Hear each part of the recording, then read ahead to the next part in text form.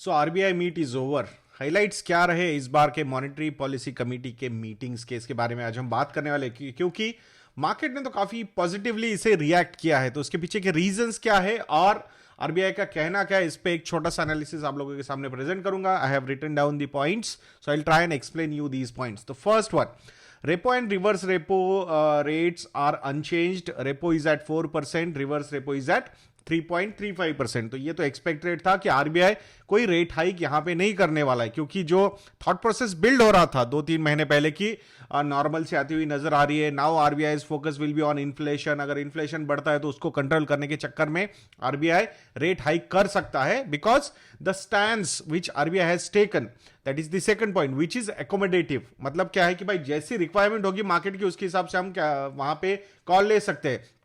But भले उन्होंने बोला है कि we have a stance of accommodative stance, but अगर जरूरत पड़ती है तो रेट कट भी हो सकता है। सो दे साउंडेड मोर लाइक डोविश, मतलब कि डाउनवर्ड इंटरेस्ट रेट जा सकते हैं, ऐसा फीलिंग मार्केट को आया।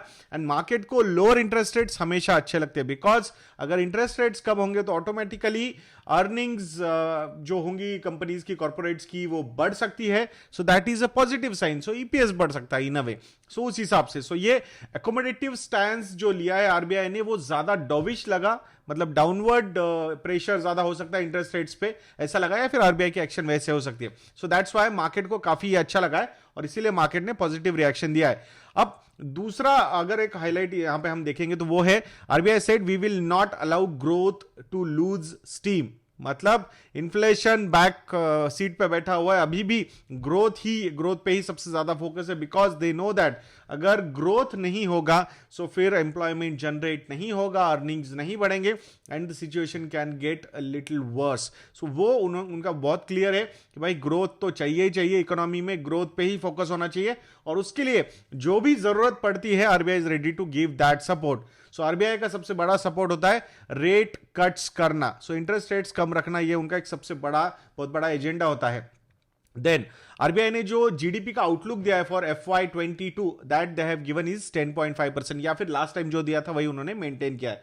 यू मस्ट बी नोइंग, ये जो ग्लोबल ब्रोकरेज हाउसेस है या फिर रेटिंग एजेंसीज है, they are talking about 12 to 13% growth for FY22 in India because of the low base effect। तो उस हिसाब से what they are projecting। So let's all see क्या होता है, but RBI का कहना है कि we are not downgrading the growth targets, the growth targets are still at 10.5%, so that is a positive sign। Then a big announcement from RBI that they will buy, ये जो open market offers होंगे, government of India जो bonds निकालेगी, तो वहां पे RBI participate कर सकता है to maintain the liquidity in the market. So that's what they are trying to say. So यहां पे सबको पता है, रिसेशन 2008 का हो या फिर 2013-14 का यूरो क्राइसिस हो, तो सॉल्यूशन सबको एक ही समझ में आया था, भाई लिक्विडिटी क्रिएट करते रहो, मार्केट को चाहिए लिक्विडिटी, मार्केट मतलब ओवरऑल इकोनॉमी को भी।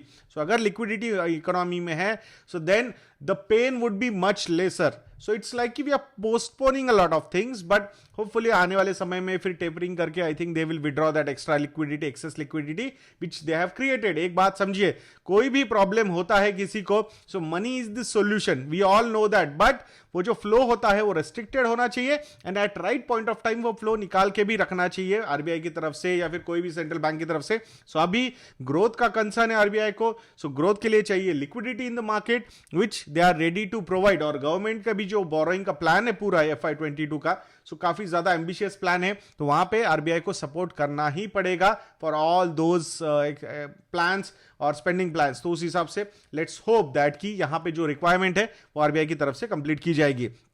इन्फ्लेशन रेंज आरबीआई की तरफ से जो दी गई है 4 to 6%, RBI is very much comfortable कि उसके ऊपर इन्फ्लेशन जाएगा नहीं, and that's what we felt that कि यहां पे डोविश क्यों बोल रहे हैं हम, क्योंकि अगर इन्फ्लेशन का कंसर्न आरबीआई के सामने नहीं रहेगा तो इंटरेस्ट रेट्स कट करने का या फिर उसी लेवल पे रहने का और उसके नीचे जाने का chances are more. So that is a positive sign.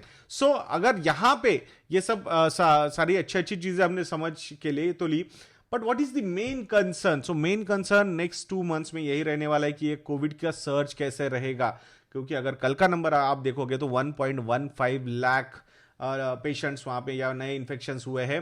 Peak में जो था सितंबर अक्टूबर, we have not crossed 1 lakh figure. So ये 1 lakh figure consistently we are crossing, that is not a positive sign. So vaccination is the main solution. Let's see कैसे कैसे चीजें implement होती है. सो कोविड-19 का जो सेकंड वेव है, इसका सर्ज जो है, इसका इकोनॉमी पे कितना इंपैक्ट होता है, ये भी एक कंसर्न है, and ultimately for the market corporate earnings पे क्या इंपैक्ट होता है। तो ये सारी चीजें देखने जैसी होंगी। सो इसीलिए अगर मार्च मंथ हो चुका है, ईयर एंड हो चुका है, एसेट एलोकेशन अगर आपने फॉलो कर रहे हो आप, तो रीबैलेंसिंग का this is the best opportunity for you people. So जरूर रीबैलेंसिंग कीजिएगा।